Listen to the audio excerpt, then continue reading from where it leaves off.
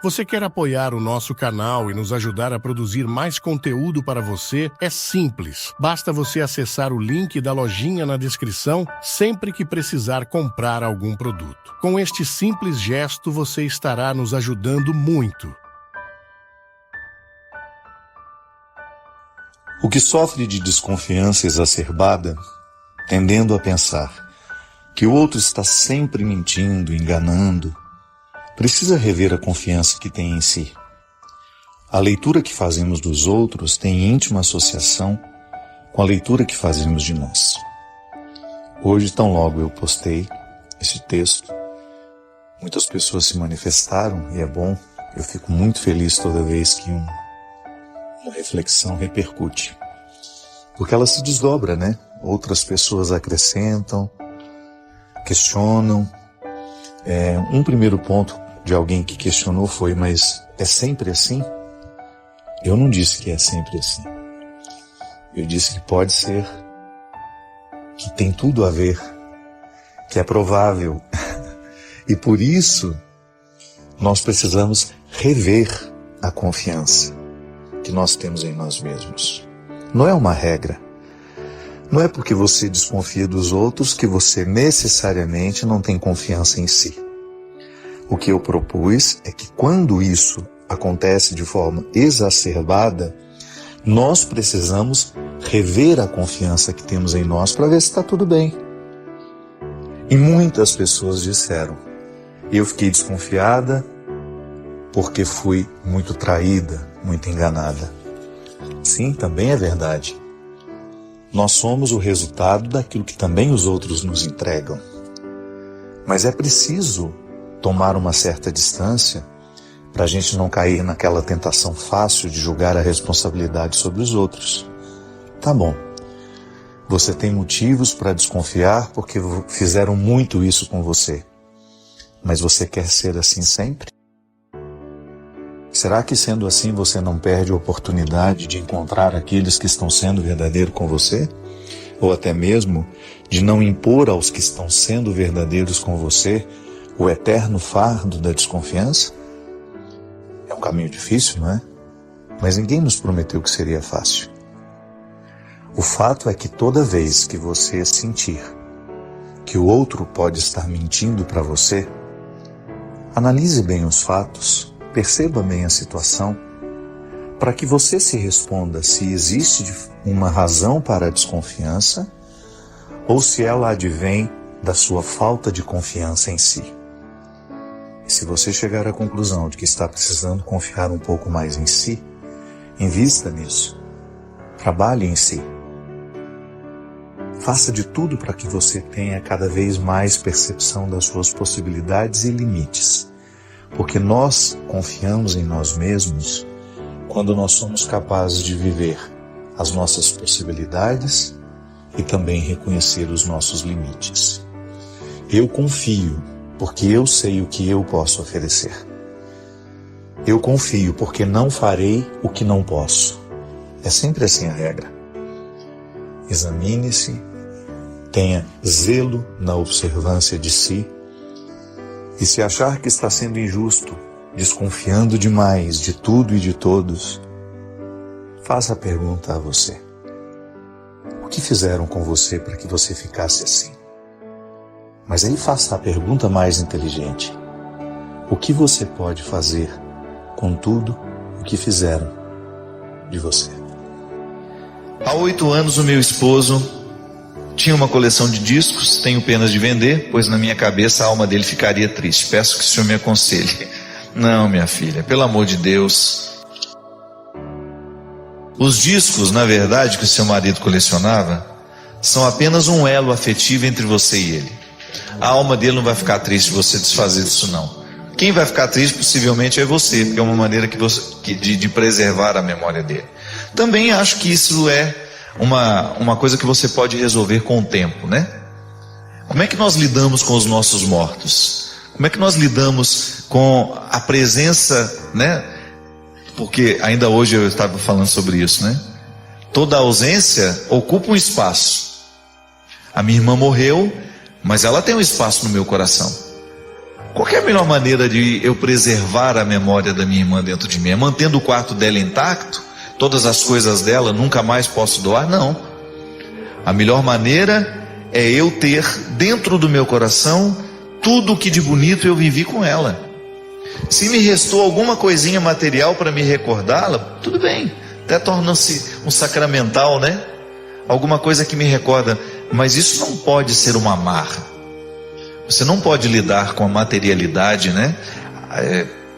Com esses discos que restaram, né, da coleção que ele tinha, como se isso fosse uma presença real dele dentro da sua casa, e que se você se desfizer disso, você está deixando a alma dele entristecida. Não é assim não. A melhor maneira de manter o outro vivo dentro de nós é através da crença na ressurreição. É saber que ele está agora numa dimensão diferente da nossa, e que nesta dimensão que nós estamos aqui, dos signos humanos, das realidades humanas, eu posso espiritualmente levá-lo comigo, como uma lembrança boa, como uma saudade boa, que me ensina e que me motiva a viver. É igual a mãe que perde o filho, né? Tem muita dificuldade de desfazer o quarto, de desfazer-se das coisas dele. Isso faz parte do luto. Chega um momento em que isso é necessário para a gente fechar o ciclo do sofrimento, né? Porque se o quarto fica lá do mesmo jeito que era, a gente corre o risco de não permitir que o luto seja organizado dentro de nós. É também uma forma de perder, né? É também uma forma de lidar com aquele que se foi. Porque às vezes nós temos essa ilusão de que a matéria continua fazendo aquela pessoa estar entre nós. Isso não é verdade. Em última instância, o que nós guardamos do outro é o amor que a gente viveu, são as alegrias que a gente experimentou juntos, os sofrimentos que vivemos lado a lado. E isso ninguém rouba de nós. Porque se você tem um copo que recorda o seu pai, e de repente aquele copo sumiu. Eu tinha um relógio que o meu pai me deu um tempo antes de morrer. Não sei o que foi que aconteceu com aquele relógio. De vez em quando eu me pego pensando, oh meu Deus, se aquele relógio tivesse ficado, teria sido bom eu ter alguma coisa que foi do meu pai. Mas não, eu vou ficar lamentando o relógio que foi embora. Agora, o que o meu pai deixou para mim, o que o meu pai significa como um ensinamento que jamais poderá ser roubado do meu coração, isso sim, isso vale, isso é válido. Essa é uma boa maneira de preservar a memória dele. É de vez em quando recordando os ensinamentos valiosos que ele me deu. É fazendo por ele, né? Honrar essa memória, vivendo bem tudo aquilo que ele me deixou. Mas são processos dolorosos que nem sempre a gente consegue, né? É organizado da noite para o dia. O tempo vai nos ensinando. Eu desejo que você, nas suas lutas, você tenha sempre o direito e a possibilidade de retirar os seus excessos, para você ter diante dos seus olhos a sua verdade fundamental, sem exageros, só você. E a partir disso, você reencontrar o caminho da vida. Obrigado pelo seu carinho, pela sua atenção. Que Deus abençoe muito você. Que Deus derrame sobre o seu coração, sobre a sua casa, sobre a sua vida, a disposição que caracterizou o coração de Nossa Senhora, para que, exemplo dela, a gente também possa ser um cristão de verdade, levando sempre Jesus no colo, para apresentá-lo àqueles que ainda não o conhecem. Derrame sobre nós a bênção do Deus Todo-Poderoso, Pai, Filho e Espírito Santo. Que Deus abençoe muito você, que Deus lhe dê muita sabedoria para você também lidar com as suas perdas. Que o tempo todo a gente está perdendo. O tempo todo nós passamos pela experiência de perder. É inevitável, a vida é assim. Mas ao mesmo tempo, nós queremos aprender com aquilo que a gente perde. A consciência do cristão precisa estar muito iluminada para isso. o jeito de agir, o jeito como eu trato e recebo a vida, o filtro que eu coloco para tudo isso é determinante para que nós possamos apressar a nossa identificação com Cristo. Porque fraquezas todos nós temos. Alguns estão mais avançados na identificação com Cristo, outros estão menos. Mas nós somos todos iguais nesta condição. Ninguém está plenamente identificado, só os santos. Nós, enquanto vivos aqui, homens e mulheres que lutam o tempo todo, é buscar essa identificação. E é aí que nós vamos verdadeiramente identificar quem tem Jesus no coração. Você pode até ter diferenças. É aí que a gente encontra o verdadeiro cristão. Nós não podemos admitir agressão entre cristãos. Esses sites que muitas vezes são terrivelmente agressivos uns com os outros, discutindo posturas teológicas. Quer discutir posições teológicas? Discuta, mas discuta com caridade. Porque Jesus já dizia que o referencial para nós identificarmos onde está o cristão é a caridade, é o amor, é a misericórdia. É possível você pensar diferente do outro, não tem nenhum problema. Nós erramos quando pensamos. Mas nós não podemos perder de vista a caridade que nós vamos exercer. Isto vale para todo o contexto da vida prática, né? Isso vale para todo o contexto da vida. Um momento ou outro você vai discordar. Agora, o que vai fazer diferença é a maneira como você discorda. A caridade não pode estar fora da nossa vida. A paciência não pode estar fora da nossa vida. É o que vai distinguir. Olha lá na palavra, né? Quando olharem para vocês, que todo mundo possa dizer: vede como se amam. Pode até ter diferenças, mas eles se amam. Eles se protegem. Eles se resguardam.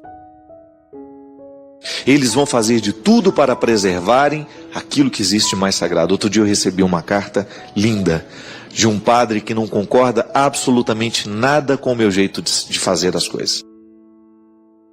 Me fez críticas muito grandes. Só que tinha um detalhe. A carta dele era respeitosa do início ao fim. Sabe o que eu identifiquei? Esse padre verdadeiramente tem Deus no coração.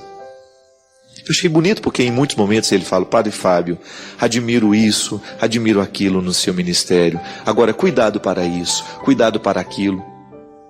Só que tinha uma coisa: as suas palavras estavam costuradas pela caridade.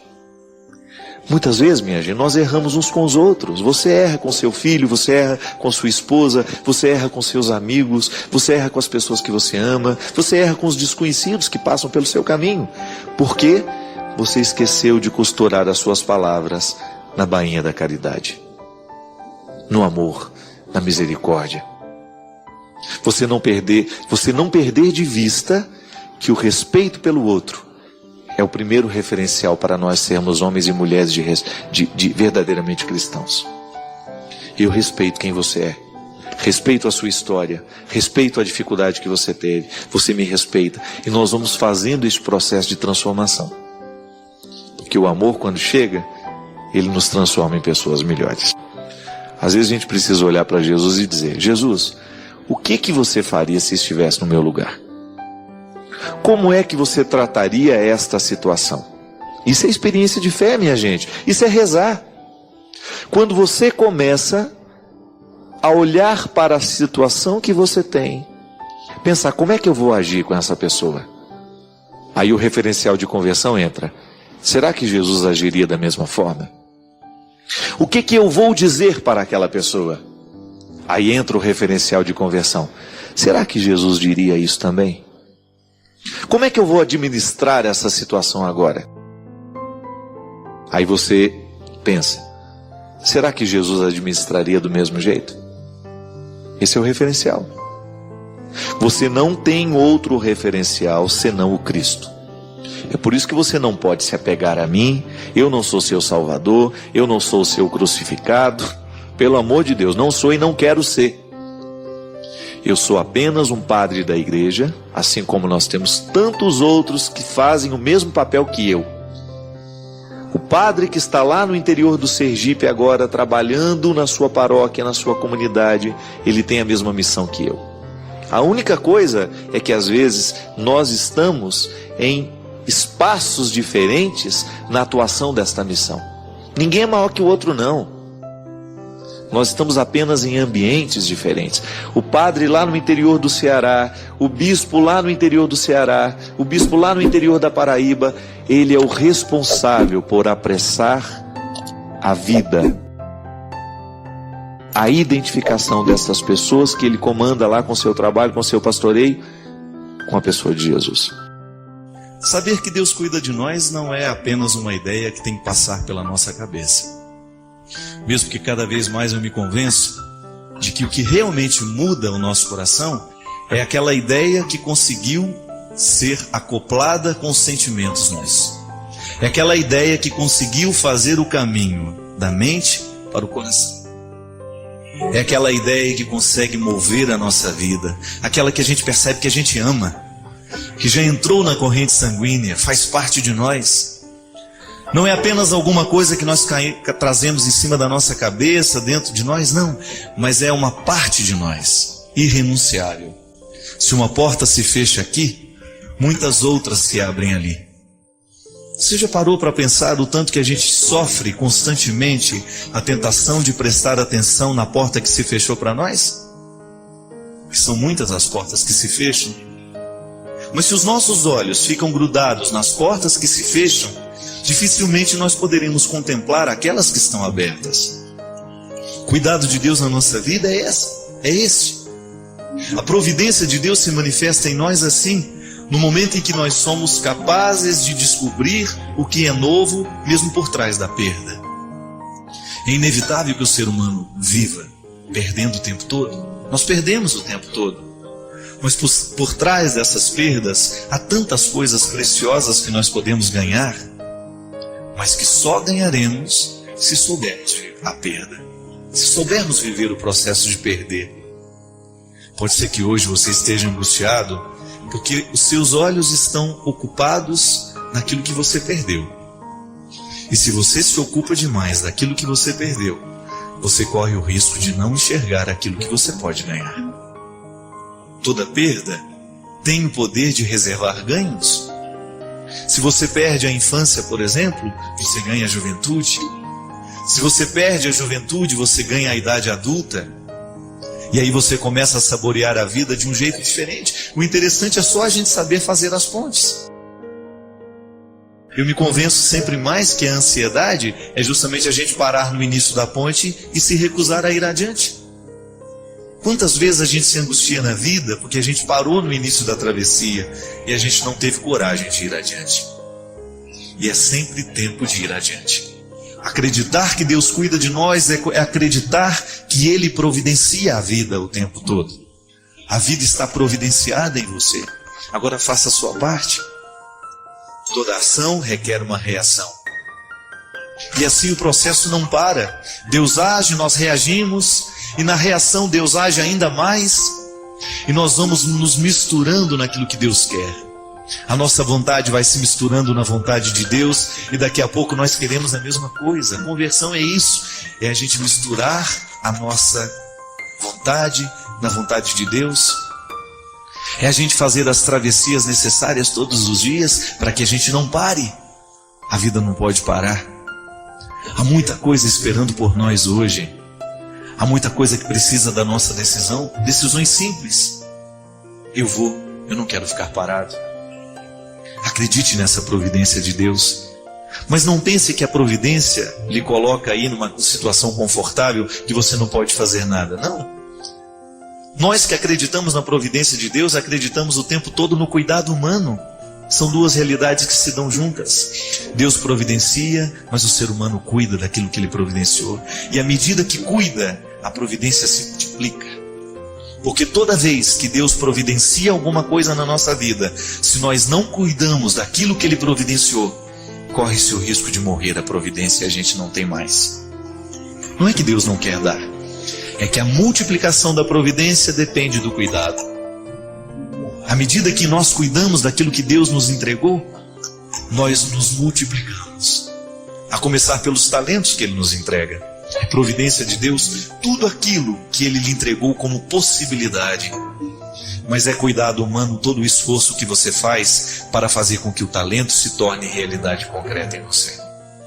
Você descobre que você não tem como viver apenas do seu cuidado, mas você também não pode viver só da providência. Se a providência não abraça o seu cuidado, você corre o risco de julgar para Deus toda a responsabilidade que é sua. Quanta coisa deixou de acontecer na sua vida, não porque Deus não quis, é porque você não teve coragem de correr atrás. Quantas coisas bonitas passaram pela sua vida e você não viveu, não é porque Deus não lhe deu, é porque você não teve coragem de realizar a parte do projeto que era seu. Veja o milagre das bodas de Caná. Jesus poderia ter feito tudo sozinho, mas Ele preferiu contar com a ajuda dos outros. É bonito nós pensarmos que Deus solicita a ação humana o tempo todo, minha gente. Não é possível que nós vivamos a felicidade, esse dom de Deus em nós, se nós não esbarrarmos o tempo todo na labuta humana. A minha mãe usava esse termo o tempo todo, labuta. Vamos labutar, que vem de labore, né? Trabalho. É trabalho duro. Felicidade não é chuva que cai do céu, não. Felicidade é chuva que cai do céu, mas que se encontra com uma semente aqui na terra, que é fruto do nosso cuidado. Nós só sabemos que nós amamos à medida que a gente cuida. A gente sabe que a pessoa ama a vida dela à medida que você percebe que ela cuida da vida que tem. Caso contrário, é conversa fiada. É processo de suicídio lento. Quando você descobre que aquela pessoa está morrendo aos poucos, porque ela deixou de se amar há muito tempo. Ela deixou de cuidar daquilo que Deus providenciou. Hoje você não fez nada para que o seu nariz respirasse, para que o seu pulmão se enchesse de ar. Você não fez nada. Foi providência de Deus que esse ar existisse, que essa vida existisse. Agora, o cuidado com o ar que você respira, esse é você que tem que ter. O que você joga no ar para que o outro respire do seu lado é cuidado seu. E aí, no momento em que as coisas dão errado, a gente tem aquela tentação de dizer que foi falta de providência, que foi Deus que permitiu, que foi Deus que fez. Não. Muitas vezes, antes de nós acusarmos o sagrado das desgraças humanas, nós precisamos ter a responsabilidade de perceber o que foi que nós fizemos para que a desgraça acontecesse sobre nós. E se a gente não tem resposta sobre a desgraça que se abateu sobre nós, a gente silencia para que essa falta de resposta possa nos levar pelos caminhos da sabedoria. E mais uma vez, Deus cuidará de mim, Deus cuidará de você, no momento em que os nossos lábios cessam para as palavras inférteis e a gente começa a escutar aquilo que Deus tem a dizer, mesmo quando não há palavras a serem ditas. Agora, o que vai acontecer depende da nossa capacidade de pegar as talhas, de trazer diante dele e dizer: Senhor, multiplica aquilo que tão pouco eu te entrego. Transforma a água da minha miséria no vinho saboroso da sua vitória. Quem sabe você que esteja aí vivenciando, experimentando tantos fracassos na sua vida, não se contente em levar com você a água do seu fracasso. Ofereça a Deus. E quem sabe Ele providencia a mudança dentro de você, para que este milagre seja possível. São tantos milagres necessários na nossa vida. Nós estamos começando um novo ano. Tantas coisas bonitas podem ser feitas. Tantas coisas bonitas podem ser realizadas. Mas depende de mim, depende de você. Porque o cristianismo é essa participação humana nas virtudes de Deus. Queria aproveitar, o dia eu recebi um e-mail, não tenho ele aqui em mãos, mas eu me recordo que a pessoa estava questionando um trecho da minha pregação lá em Belo Horizonte. E a pessoa dizia que que foi muito bonito tudo que eu falei, mas que eu coloquei uma dúvida no coração dela. Eu estava dizendo que o que nos salva não é o tanto de vezes que nós vamos à missa, mas é o tanto de vezes que o amor demora dentro de nós. Então ela estava me questionando se eu estava relativizando o valor da Eucaristia. De maneira nenhuma, né? O que eu estava dizendo é que o valor da Eucaristia não está no quanto nós repetimos o gesto, mas é no quanto o gesto demora dentro de nós. Mesmo porque um conceito interessante, minha gente, da liturgia eucarística, da teologia que a liturgia nos ensina, é que a missa não termina. A missa é processo de continuidade. O que tem fim é a celebração. Tanto é que o padre nos despede assim: vamos em paz e que o Senhor nos acompanhe. A missa não termina. Eu me lembro que quando era criança escutava a comentarista dizendo isso, e o padre às vezes também dizia: a missa não terminou, vamos em paz e que o Senhor nos acompanhe. Um jeito de nos ensinar que o momento celebrativo, ele é apenas o início daquilo que se estende na vida. Tanto é que é cíclico. O ofertório é o momento em que a gente mais entende o processo cíclico da celebração, porque ele é o momento em que nós trazemos as oferendas, isto é, aquilo que é a matéria-prima da vida a ser celebrada. No pão e no vinho estão todas as nossas atitudes que nós queremos que sejam transformadas, todos os nossos ódios, todos os nossos rancores, que nós queremos, junto com o pão e o vinho, sejam transformados no corpo e o sangue de Cristo. É o que o filósofo chamava, tem lá de Chardin, chamava isso de cristificação do universo. Era bonito que ele compreende todas as realidades, da mais simples à mais complexa, como um processo semelhante. Toda essa realidade está em processo de evolução. E ele faz a reflexão cristã, né? Ele foi até muito combatido durante muito tempo, mas depois reconhecido como uma reflexão válida, que tudo aquilo que é evolução é cristificação, é processo de aperfeiçoamento. Então a matéria-prima que está sobre o altar é a cristificação. Tudo aquilo que eu coloquei como humano agora vai ser cristificado. E aquilo no final da celebração, no momento em que nós comungamos, é devolvido a nós. Aí a expressão bonita de Santo Agostinho: cristão, torna-te o que és. Recebe aquele que tu és, o Cristo. Então veja bem, o canto de entrada, a celebração, a apresentação das oferendas, o verdadeiro ofertório, depois a comunhão e a continuidade. Veja que é cíclico, a missa não termina. Aí a gente vai vivendo e à medida que a gente vai perdendo o significado do que é Cristo, a gente volta para celebrar de novo. A gente volta para nos recordar. O que acontece no momento celebrativo não é nada mais, nada menos que fazer memória, é recordar o compromisso que dali nasce. Então, minha filha, eu não estou em nenhum momento banalizando, pelo amor de Deus, eu nem posso fazer isso porque esse é o centro da minha vida. A Eucaristia é o centro da minha vida. O que eu digo é que não basta a gente estar todos os dias se a gente não continua essa missa na nossa vida. O que vai verdadeiramente nos salvar é isso, é o quanto que a missa demorou dentro de nós, isso é, o quanto que o meu coração aceitou o processo da cristificação e o quanto essa missa teve efeito na minha vida, no meu coração. Olha, eu não tenho vergonha de assumir isso. Eu acredito que na minha vida, 70% das missas que eu participei, eu não participei com esse sentido. Ela terminou e terminou mesmo dentro de mim.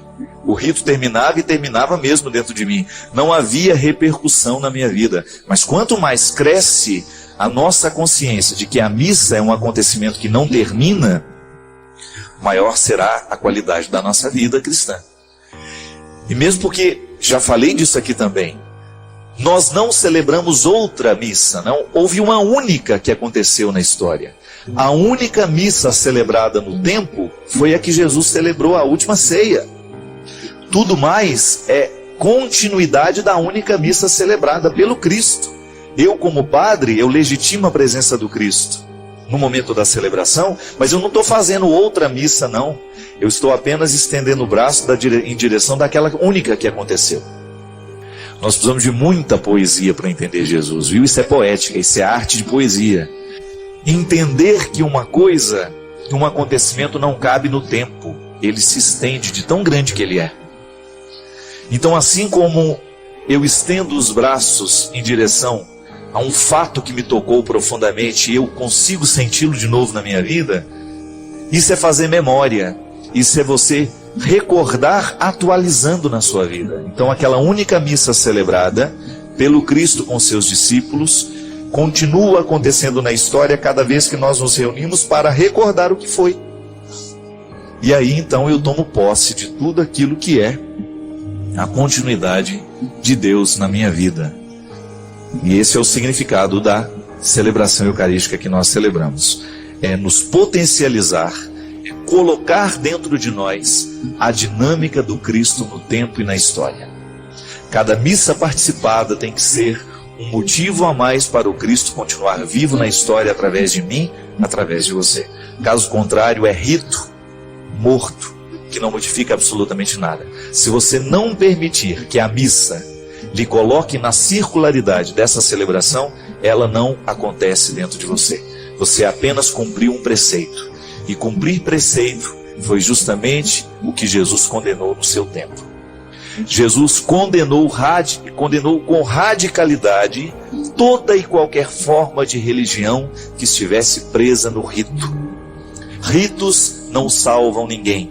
O que salva realmente é aquilo que o rito desperta. Se não despertou, se você não se envolveu com o que você celebrou, Deus não teve chance naquele momento. Você já observou? Nós já falamos aqui algumas vezes, você tem observado isso no dia a dia, que as questões humanas, aquilo que deveria ser natural para nós, né, tantas vezes nos causam estranheza, né? Não é que a gente tem que se acostumar com as questões humanas, mas nós temos que saber que são nossas, que fazem parte da nossa vida, que nós não temos como negar.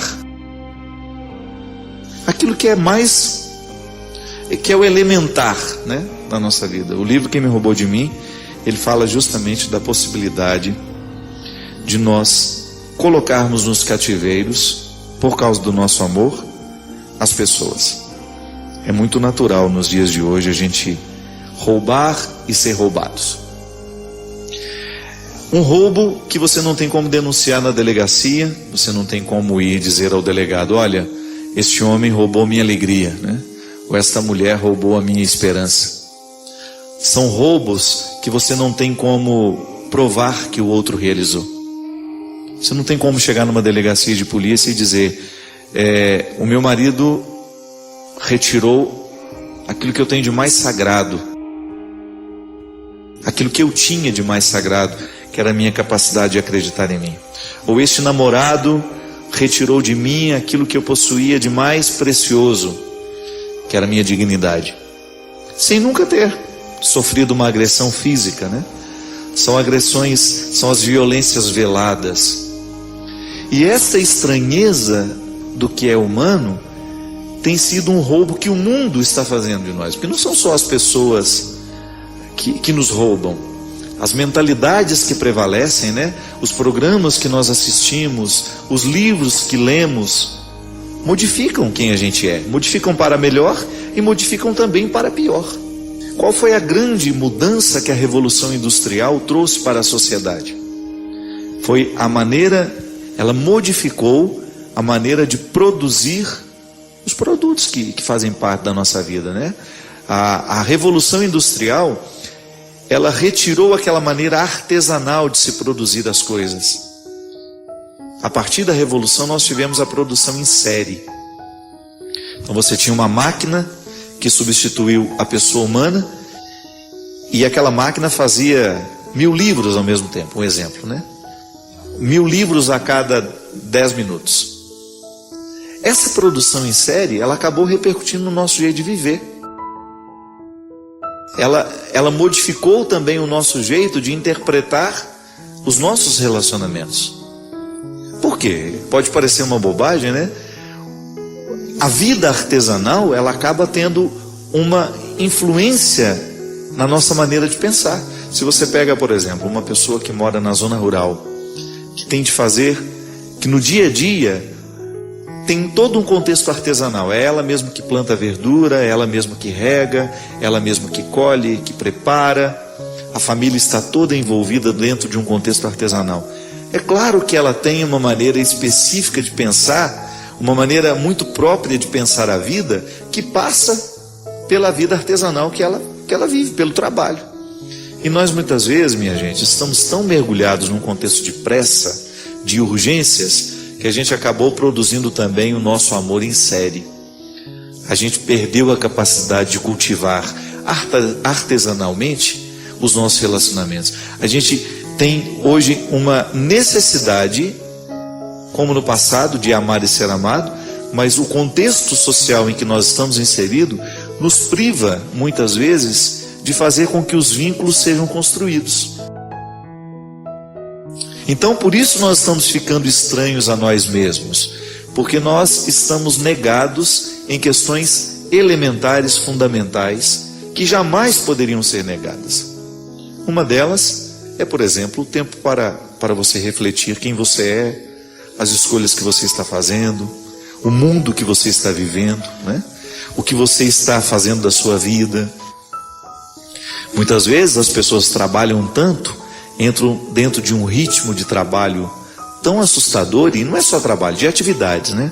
Ela sai, ela se desloca e com aquela pressa, ela está vendo e-mail, ela está no Twitter, ela está no Facebook, ela tem urgência de se comunicar, aquilo que poderia ser muito bem resolvido amanhã, ela tem urgência de resolver hoje.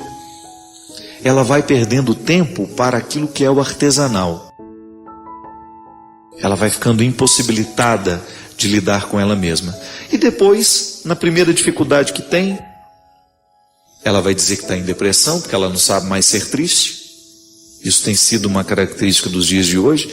Nós estamos achando que tristeza não pode fazer parte da vida, que nós temos que estar felizes o tempo todo, que nós temos que estar alegrinhos o tempo todo. Isso é mentira, isso é uma falácia dos dias de hoje. Eu tenho sim o direito de estar triste, eu sim tenho o direito de estar decepcionado, e eu tenho o direito de alimentar essa tristeza e essa decepção de maneira que seja um tempo saudável para que depois eu saia daquilo realmente curado.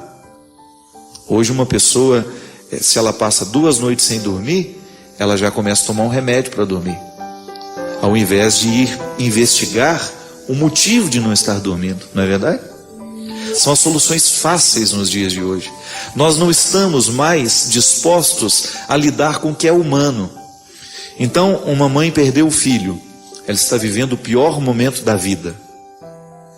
Ela está passando pelo desgaste emocional, físico, de ter de sepultar um filho. Se a gente não souber lidar com essa mãe, é provável que a gente retire dela o direito de viver este luto e de resolver esse luto. É provável que a nossa solução mais prática seja: nossa, nós não queremos ver essa mulher sofrendo, então vamos entorpecê-la com remédios. Gente, é impressionante como hoje nós estamos indispostos a ouvir o choro do outro, ou dizer uma verdade ao outro. Como nós calamos facilmente o nosso choro, ainda que ele não tenha cumprido o seu papel.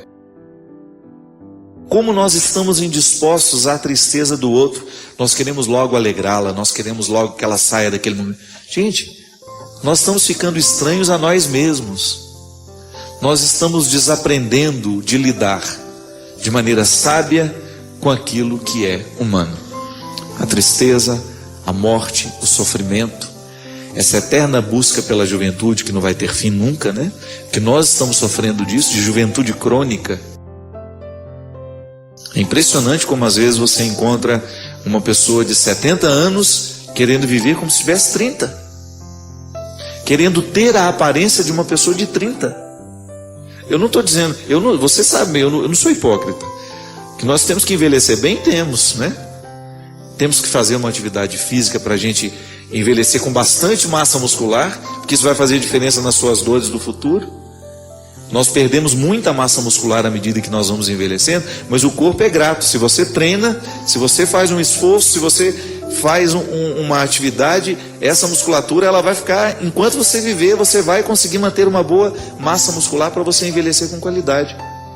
O problema é quando nós não administramos bem os limites que são naturais da idade. Tudo bem, aos 50 eu não vou poder fazer as mesmas coisas que eu fazia aos 30. E eu tenho que encarar esse processo de perda como algo natural. Eu não posso ficar insistindo, né, em não querer que os efeitos do tempo aconteçam. Os efeitos do tempo estão aí. E a sabedoria consiste em nós lidarmos com ele de maneira que eles estejam ao nosso favor. Volto a dizer, nós estamos indispostos ao processo natural de sermos quem somos. E isso precisa mudar, porque senão nós vamos criar para nós um processo injusto, doloroso, que nunca vai nos permitir, né, essa satisfação, essa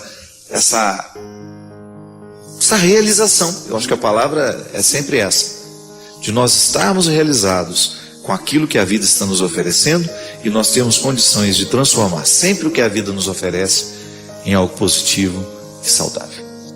Eu desejo que você, nas suas lutas, você tenha sempre o direito e a possibilidade de retirar os seus excessos, para você ter diante dos seus olhos a sua verdade fundamental, sem exageros, só você. E a partir disso, você reencontrar o caminho da vida. Obrigado pelo seu carinho, pela sua atenção, e que Deus abençoe muito você. Que Deus derrame sobre o seu coração, sobre a sua casa, sobre a sua vida, a disposição que caracterizou o coração de Nossa Senhora, para que, exemplo dela, a gente também possa ser um cristão de verdade, levando sempre Jesus no colo, para apresentá-lo àqueles que ainda não o conhecem. Derrame sobre nós a bênção do Deus Todo-Poderoso, Pai, Filho e Espírito Santo. Já deve ter assistido aquele filme, né? Os 7 anos no Tibete, né? Tem uma história assim. Eles têm toda uma disciplina de vida, e eles dizem que cada vez que nós conseguimos manter o ambiente da nossa casa, da nossa cidade, do nosso bairro harmonioso, isso é, se você entra dentro de um ambiente, de um espaço, e as coisas estão no devido lugar, e as coisas estão limpas, e as paredes estão bonitas, eles chamam isso de drala, que isso é, mantém o inimigo longe.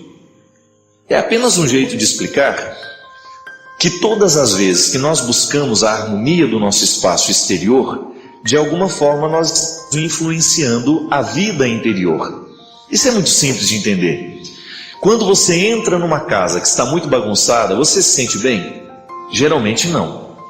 Quando você vai, aquela história, né? Todo mundo jantou e estava todo mundo muito cansado, aquela louça ficou toda na cozinha, no outro dia você levanta de manhã, na hora que você entra, aquilo tem um aspecto de inferno, né?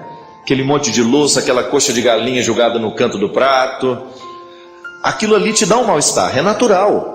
É sobre isso que os tibetanos falam, que o drala é quando você consegue viver a harmonia do espaço, quando você consegue construir um espaço harmônico que tenha um poder de influenciar a vida das pessoas. E eu até dei o exemplo que em Nova York, eles diminuíram a criminalidade dentro do metrô, mantendo o metrô harmonicamente, né, dentro de uma harmonia, pintado, bonitinho, as coisas organizadas. Sabe essa simetria que a gente vê nos espaços? Tem gente que, hoje até lá na academia a gente estava brincando. Eu tenho toque em algumas coisas. Por exemplo, se eu entro dentro do meu quarto e a minha toalha está bagunçada, meio torta, assim, naquele negócio que você, no porta-toalha, parece que eu fico assim também. Enquanto eu não ajeito ela, eu não consigo, né? Por exemplo, se eu tiro o chinelo, coloco do lado da minha cama, se ele fica meio torto, eu não consigo dormir, enquanto eu não deixo os dois, um do ladinho do outro. É um tipo de neurose, eu sei que é. Mas eu tenho, vou fazer o quê? Antes essa do que outras piores, não é verdade? Então o que eu procuro fazer? Eu busco manter o meu espaço organizado para que eu me sinta bem dentro do espaço. Eu tenho certeza que neste momento um monte de gente que está assistindo o programa, e eu sou assim também. A menina professora lá da academia estava dando um exemplo. Por exemplo, sabe esses jogos americanos que você usa para comer? Ela fala, se eu entro e não estiver os 4 de frente um para o outro, arrumadinho, milimetricamente arrumado, eu não consigo comer. Fico com dor de cabeça. Sabe? Tem gente que é assim. A harmonia do espaço externo influencia profundamente a gente quando você chega naquele lugar. Gente, eu particularmente admiro muito as casas religiosas femininas, que as dos homens não são muito harmoniosas não. Eu vivi em convento a vida inteira, seminário e casa que tem muito homem, é perigoso que a gente não tenha essas sensibilidades. Mas conventos de freiras, né? Eles são muito harmoniosos. Elas têm uma sensibilidade muito bonita para deixar o espaço aconchegante. Isso é uma coisa muito própria da mulher, muito própria de trazer, de buscar essa harmonia, porque parece que a sensibilidade feminina já indica isso, que uma casa bem organizada fará bem às pessoas que vivem nela. E particularmente eu penso que isso realmente acontece na nossa vida. Quando nós nos esmeramos por criar um espaço organizado, até mesmo o seu local de trabalho. Pode observar, se você chega no seu local de trabalho e sua mesa tem muita coisa em cima, enquanto você não coloca essas coisas em ordem, você não começa a trabalhar com qualidade, não é verdade? É assim, minha gente, isso é drala, é você atrair a energia positiva, digamos assim, né, usando um termo mais holístico, e você afastar tudo aquilo que possa ser dispersão para você. Por isso que os tibetanos usam essa expressão, e ela significa isso, além do inimigo, isso é, você criou um espaço que ficou além de tudo aquilo que poderia ser um inimigo para você naquele momento. Então digamos que você vai entrar no seu quarto para dormir. Os especialistas em sono nos falam isso. Quanto mais limpo é o ambiente, maior será a facilidade que nós teremos de dormir. Quanto mais harmônico, até mesmo as cores que a gente coloca no quarto para a gente dormir, né? Tudo isso tem que ser pensado para que você crie um espaço para você distrair. Por exemplo, quando eu morava lá no convento, que agora eu mudei e tenho o meu escritório separado. Mas quando eu morava no conventinho, eu tinha uma dificuldade, meu sono era muito ruim, a qualidade do meu sono era muito ruim, porque o meu computador ficava do lado da minha cama. Então eu não tinha uma separação do meu espaço de descanso para o meu espaço de trabalho. Então é naturalmente que eu crie dentro de mim uma desarmonia boba, por causa de coisas bobas que às vezes a gente não observa. Então muitas vezes a gente está cansado, estressado, e nós dizemos que a gente trabalha demais. Pode ser que a gente até esteja trabalhando demais, mas pode ser que o nosso espaço de trabalho esteja desorganizado demais. Sou desorganizado demais para entender, né? E às vezes a gente está tão desorganizado que a gente não entende a razão da desordem. E é interessante que muitas vezes nós diminuímos o nosso nível de estresse com o simples fato, gesto de você colocar as coisas em ordem. São coisas simples demais, minha gente, que às vezes nós não botamos atenção. Digamos que você vai perder 5 minutos quando você chega no seu escritório para você arrumar o seu ambiente. Perca esses 5 minutos e deixa o seu ambiente o mais harmonioso possível para que você sinta-se bem dentro dele. Isso é uma regra, meu amigo, você que perguntou, que vale para nós atrairmos esse drala, para nós criarmos um ambiente que seja favorável para o nosso trabalho, para o nosso descanso, para a nossa refeição. A gente, como família, a gente perdeu muito essa coisa de sentar-se junto na mesa, né? Mas veja bem, eu chamo isso até de resgate dos gestos poéticos. Vou publicar um livro agora pela Canção Nova, que vai sair, se Deus quiser, até o final do ano, que tem um determinado momento do livro que eu falo disso. Nós precisamos resgatar os nossos gestos poéticos. Um jantar, ele pode ser muito bem o momento que nós matamos a fome. Serve-se a comida, todo mundo come e vai embora saciado, não é verdade? Agora, o que é resgatar o gesto poético do jantar? É você sentar-se à mesa, você jogar uma conversa antes de começar a comer, você tomar um bom vinho, não é verdade? Você, se não seja um bom vinho, vinho chapinha, desde que ele seja tomado com alegria, não tem problema não. Aqueles garrafão de 5 litros que custa R$2. O importante é a companhia. Toma-se aquele vinho, conversa um pouquinho, olha um para o outro, porque fome não é só saciar a fome de pão. Nós temos fome de companhia, nós temos fome de beleza, nós temos fome de amizade, nós temos fome de paternidade, de maternidade. E é nesse momento que nós resgatamos os gestos poéticos. Nós não nos sentamos à mesa apenas para comer, nós nos sentamos também para nos alimentar um do outro. Isso é muito bonito. Como família, como é que nós podemos atrair o drala e mandar o inimigo para longe? Quando a gente resgata essa possibilidade da gente se sentar juntos, da gente conversar ao longo da refeição. Essa refeição não precisa ser muito rápida. A gente pode ser que seja apenas uma do dia. Ou nós vamos escolher o café da manhã, ou é o almoço, ou é o jantar. Mas nós vamos criar este ambiente de drala. Nós vamos harmonizar, sentar todo mundo bonitinho, com prato, com talher, enfim. Pode ser simples, pode ser pobre, não tem problema. A gente é que não pode ser pobre. A gente pode até não ter dinheiro, mas pobre a gente não pode ser não. Porque pobreza é defeito.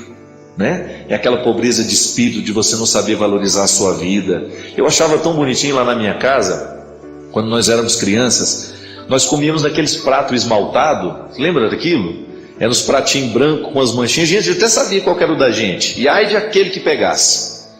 Tinha umas manchinhas no prato esmaltado, cada um conhecia a manchinha que era do seu, e a gente sentava ali com aquela simplicidade toda, ao redor daquele fogão de lenha, a minha mãe fazendo a comida pra gente ali, uma comida que levava tempo para ser feita, porque fogão de lenha demora, né? Tudo isso estava carregado de gesto poético e de drala, porque na verdade a harmonia daquele instante tinha repercussões na minha vida, na vida dos meus irmãos, na vida dos meus pais. Cada vez que a gente vive bem a vida em família, cada vez que nós sabemos apreciar esses momentos em que nós estamos juntos, nós estamos alimentando não é só a fome de pão, nós estamos criando dentro de nós um ambiente favorável para a conversa, para a partilha, para você escutar o que o outro quer dizer, mas não tem coragem. Porque às vezes a gente escuta o que o outro não disse. Basta que a gente saiba conviver, que a gente começa a desvendar os silêncios do outro. E tudo isso, minha gente, é um jeito que nós temos de buscar essa experiência positiva que os tibetanos chamam de drala para a nossa vida. Nós precisamos aprender com as diversas culturas.